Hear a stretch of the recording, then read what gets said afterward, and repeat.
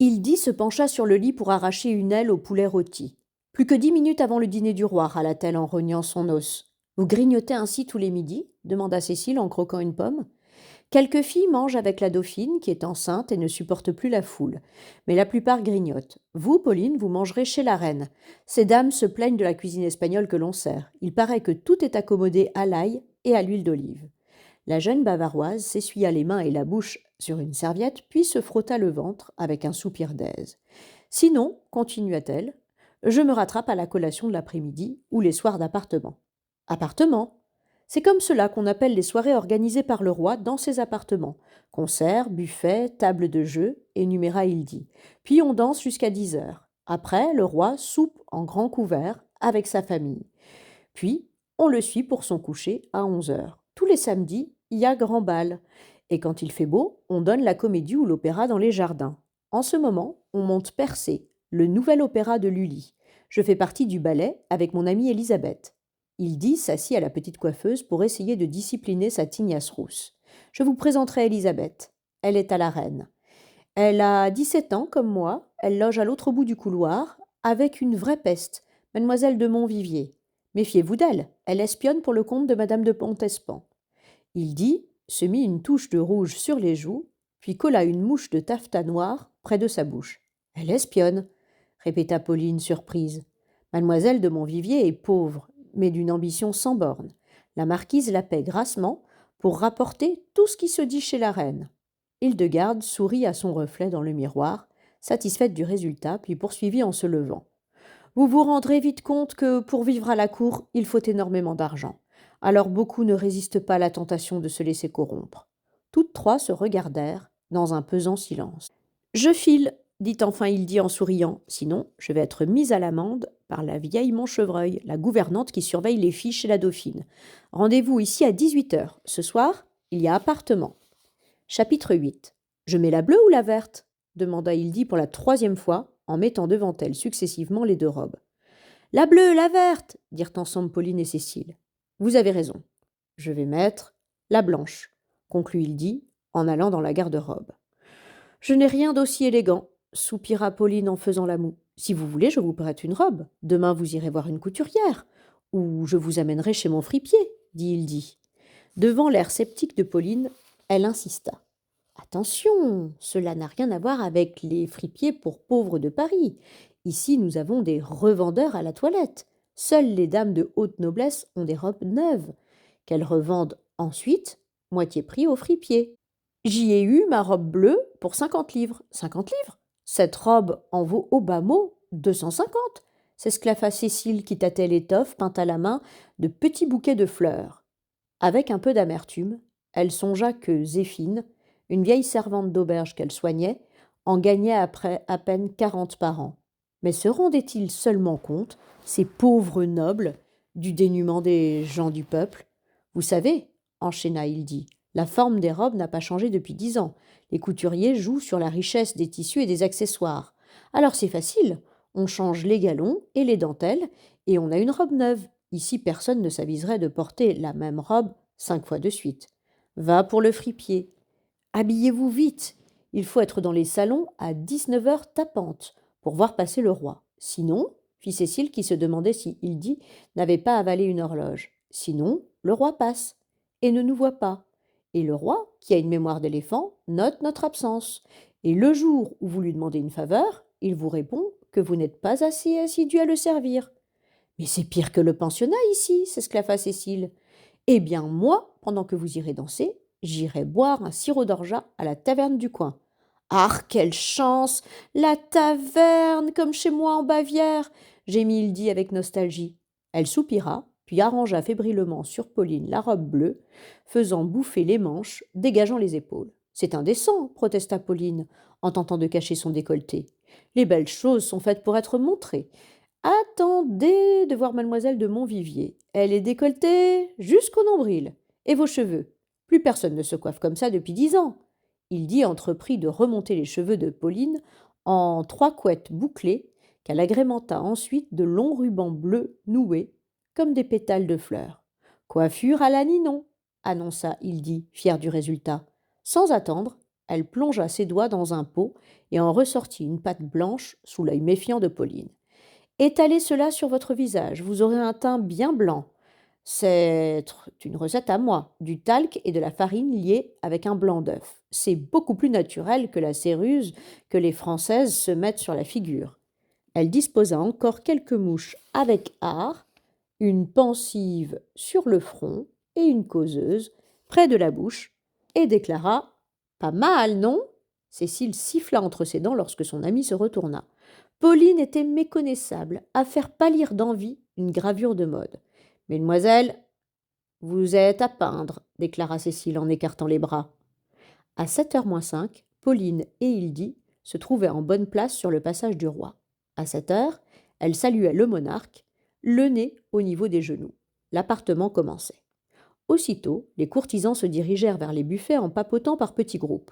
Pauline, qui suivait Hildy, passa les portes du salon de l'abondance. Elle s'arrêta une seconde, étonnée par la centaine de bougies allumées, bien qu'il fasse encore jour, et qui donnaient au marbre et aux dorures un aspect irréel.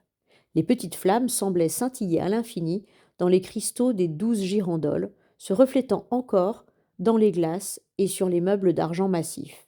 Cela aurait été parfait sans cette horrible odeur de peinture fraîche qui s'échappait d'une petite pièce contiguë en cours de réfection. Mais les courtisans, eux, ne semblaient pas s'en apercevoir. Sur 3 tables, en fer à cheval, on avait disposé des fontaines d'argent déversant des boissons chaudes ou froides, jus de fruits ou vin, mais aussi de ces boissons exotiques qui faisaient tant rêver Pauline et Cécile: café, thé et chocolat. Elles poursuivirent vers le salon de Vénus, en enfilade, qui regorgeait de pâtisseries et autres douceurs arrangées avec art dans des coupes de cristal. Bouche bée, Pauline, entraînée par Hildy, pénétrait dans la pièce suivante où les violons du roi, sur une estrade de marbre, jouaient en sourdine. Ici, dans une ambiance feutrée, on s'adonnait au principal vice de la cour de France, le jeu. Des valets en livrée bleu et or, couleur du roi, distribuaient les cartes et tenaient les marques, debout derrière les courtisans, qui commençaient à miser. Suivez-moi, j'ai rendez-vous au salon d'Apollon avec Élisabeth, dit Hildy en l'entraînant sans attendre. Elles traversèrent respectueusement le salon de Mercure, qui servait de salle de jeu à la famille royale et à ses intimes, puis poursuivirent vers la pièce suivante. Là, Pauline s'arrêta net, bras ballants. Elle regarda, fascinée, la chose la plus époustouflante qu'il lui eût été donné de voir, la salle du trône. Sur les murs, des Rubens et des Van Dyck. Les rideaux de velours cramoisi étaient rebrodés à profusion d'or et d'argent. Les murs lambrissaient des marbres les plus beaux. Et enfin, l'immense trône d'argent massif, haut de plus de 9 pieds, que l'on avait installé sur une estrade et surmonté d'un dais de brocart d'or. De quoi impressionner tous les ambassadeurs du monde. Louis le Grand n'avait pas usurpé son surnom, tout ici était digne des dieux. Hildy l'avait laissé à son émerveillement et discutait à présent avec une jeune fille dont la silhouette de dos ne semblait pas inconnue à Pauline. Comme elle s'approchait, celle-ci se retourna. Mademoiselle de Coucy, s'étonna Pauline en reconnaissant le visage pustuleux, le long nez et les grandes dents de la jeune fille qu'elle avait rencontrée chez sa tante. Je suis ravie de vous revoir, lui dit Élisabeth de Coucy, souriant de toute sa denture chevaline. J'aurais souhaité faire plus ample connaissance avec vous, chez madame votre tante, mais ma famille n'était pas fréquentable, termina crûment Pauline. Ma mère ne le souhaitait pas, continua la jeune fille pour s'excuser. Vous vous connaissez donc, s'étonna Hildy. Oui, reprit Élisabeth, et mademoiselle de Saint-Béryl est si belle que je l'aurais reconnue n'importe où. Pauline fut surprise du compliment, qui paraissait sincère. Cette pauvre mademoiselle de Coucy était quant à elle si laide que Pauline l'aurait également reconnue n'importe où. Vous vous taillez un beau succès ce soir, reprit Hildy en riant. Moi? Vous êtes le sujet de conversation du jour, insista Élisabeth. N'avez-vous pas remarqué comme tous les regards se tournent sur votre passage? Vous vous moquez sans doute. Pauline, pour s'en convaincre, tourna discrètement la tête à gauche et à droite. Horreur! Des centaines d'yeux semblaient braqués sur elle. Perdant toute contenance, elle sentit ses joues s'empourprer. Venez, allons boire quelque chose, proposa Hildy en riant. Dépêchons-nous, les pressa Élisabeth. Voilà le marquis de Lourmel qui fonce vers nous. Je ne peux pas supporter ce prétentieux. Par de savants zigzags, elles semèrent l'importun, s'arrêtant de temps en temps pour présenter Pauline. De retour au salon de l'abondance, elles se firent servir des boissons, puis revinrent lentement vers les salles de jeu. Madame de Montespan était assise face au roi et au dauphin, le regard sombre. Madame, de grâce, il est temps de vous arrêter, disait le jeune dauphin, alors que le roi, d'un calme trompeur, la toisait du regard. Et pourquoi donc, monseigneur répliqua hargneusement la marquise en rajoutant 5 000 livres sur la table. J'entends m'amuser comme je le désire. La banque gagne, annonça le valet en tournant une carte. Un silence pesant se fit autour de la table. Madame de Montespan venait de perdre en une partie 30 000 livres. Le valet, imperturbable, ramassa le tapis et commença à distribuer une nouvelle donne. D'emblée, la marquise misa 5 000 livres, puis lança un regard de défi au roi. Mais celui-ci, après un soupir d'exaspération, préféra changer de table. Un peu plus loin, la reine, assise aux côtés de Monsieur, le frère du roi, disputait une partie de brelan. Louis XIV s'approcha d'elle, puis salua son frère. Philippe, votre tenue est étonnante ce soir. Le petit bonhomme rondouillard, maquillé à l'excès et sanglé dans un juste-corps couleur pêche, rebrodé de pierreries, se pamadaise sous le compliment. Ses mains potelées, couvertes de bagues, lâchèrent un instant les cartes, et monsieur répondit en minaudant: Merci, sire, mais ce ne sont que des babioles, des rubis, des perles, quelques diamants. Madame, fit le roi, en s'inclinant vers sa femme, passez-vous une bonne soirée? Qu'est-ce, répondit la reine dans son habituel langage mi-français, mi-espagnol. Ye m'amuse beaucoup. Elle sourit timidement, en découvrant ses dents gâtées, ravie que le roi lui adresse la parole, ce qui, hélas, n'arrivait pas souvent. Derrière eux, la marquise se levait sur un nouvel échec et s'apprêtait à sortir. Vous partez, Dea, Athénaïs fit la reine à sa rivale de toujours. Oui, votre majesté, répondit-elle suffisamment fort pour que chacun puisse l'entendre. Ces jeux-ci sont pour les enfants. Dans mes appartements, on joue plus gros. Alors qui m'aime me suivent. Sur ces mots, elle quitta le salon sans saluer. Le roi fronça les sourcils, à la grande satisfaction de la reine, mais ne fit que dire: Ah, je m'en vais tâter du billard avant le bal. À tout à l'heure, madame. Et, dès qu'il fut sorti, quelques joueurs inconditionnels en profitèrent pour se lever et filer discrètement chez Athénaïs. Décidément, la marquise ne renonce pas, chuchota Hildy à Pauline. Elle a tout essayé, le charme, la douceur, les pleurs, sans résultat, et voilà que maintenant, tous les soirs d'appartement, elle vient, elle nargue le roi, et elle s'en va avec ses fidèles. Le roi ne la remet pas en place? Que voulez-vous qu'il fasse contre la mère de ses 5 enfants légitimés? Il tolère tous ses caprices, comme autrefois quand elle était favorite. Pourquoi croyez-vous que l'affaire des poisons ait été enterrée dès qu'elle s'est vue compromise? Jusqu'au jour où, à force de tirer sur la corde, insinua Élisabeth, un courtisan qui se permettrait le 10e de ses extravagances serait mis en disgrâce sur l'heure, renchérit Hildy. Le bal allait commencer. Des valets rangeaient, autour de la pièce, les tabourets des princesses et des duchesses. D'autres entassaient des piles de carreaux, ces coussins carrés qui permettaient aux dames de moindres conditions de s'asseoir par terre. En attendant, nos 3 amis s'installèrent dans une encoignure de fenêtre pour discuter plus à l'aise. Pauline respira avec délice l'air pur par la fenêtre ouverte pour échapper un instant à la tenace odeur de peinture. Elle fut arrachée à sa contemplation des jardins, sous le soleil couchant, par un discret coup de coude. « Regardez, c'est trop drôle », lui chuchota Hildy à l'oreille. Pauline se retourna pour faire face à la salle. Les courtisans, à qui madame de Montespan venait de fournir un nouveau sujet de conversation, ne la regardaient heureusement plus. Le couple de l'année, fit Hildy en riant. Un jeune homme d'environ 18 ans, en perruque châtain clair, habillé richement et l'air furieux, essayait d'échapper à une jeune et jolie brune. Celle-ci, œil de biche et sourire ravageur, l'agrippait par le bras dès qu'il faisait mine de s'éloigner. Notre Héloïse martyrise encore ce pauvre comte des Réaux, s'indigna faussement Élisabeth. Cette fille est incroyable. Elle n'a vraiment honte de rien, renchérit Hildy. Pauline regarda le manège, amusée malgré elle. Le jeune comte, arrachant son bras à la demoiselle, réussit enfin à s'éloigner de 3 pas. Hélas, elle revenait déjà à la charge, s'agrippant à lui, de rechef, battant des cils. Dites donc, votre Héloïse n'a pas froid aux yeux, acquiesça Pauline. Son regard accrocha un instant les yeux bleus du jeune comte pour y lire à la fois de la colère et de la résignation. Elle ne put s'empêcher de lui décocher un petit sourire d'encouragement auquel il répondit par une grimace de désespoir. Attention, s'écria Élisabeth, son éventail devant sa bouche. Ce raseur de Lourmel vient par ici. Mademoiselle de Metternich, commença sur un ton mondain un petit homme rougeau d'une trentaine d'années, pomponné à l'excès. Messernicht, le reprit Hildy, les yeux au ciel. Il y a si longtemps que je ne vous ai vu. Non, hier chez la dauphine, monsieur. C'est cela, mais avec la dauphine malade et la Montchevreuil qui surveille les demoiselles comme du lait sur le feu, je n'ai pas pu vous parler. Pas de chance, reprit Hildy, agacé, en regardant ailleurs. L'homme lissa sa fine moustache blond filasse d'un air conquérant. Mais présentez-moi donc à votre belle amie, reprit-il suavement, en agrippant la main de Pauline sous un regard de la pauvre Élisabeth. Mademoiselle de Saint-Béril, monsieur de Lourmel.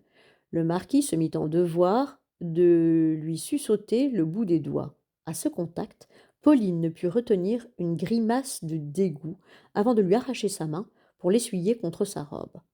L'on vous a vu avec le roi aujourd'hui, cher ami, poursuivait le bellâtre en se pavanant. Mais sans doute le voyez-vous souvent, seul.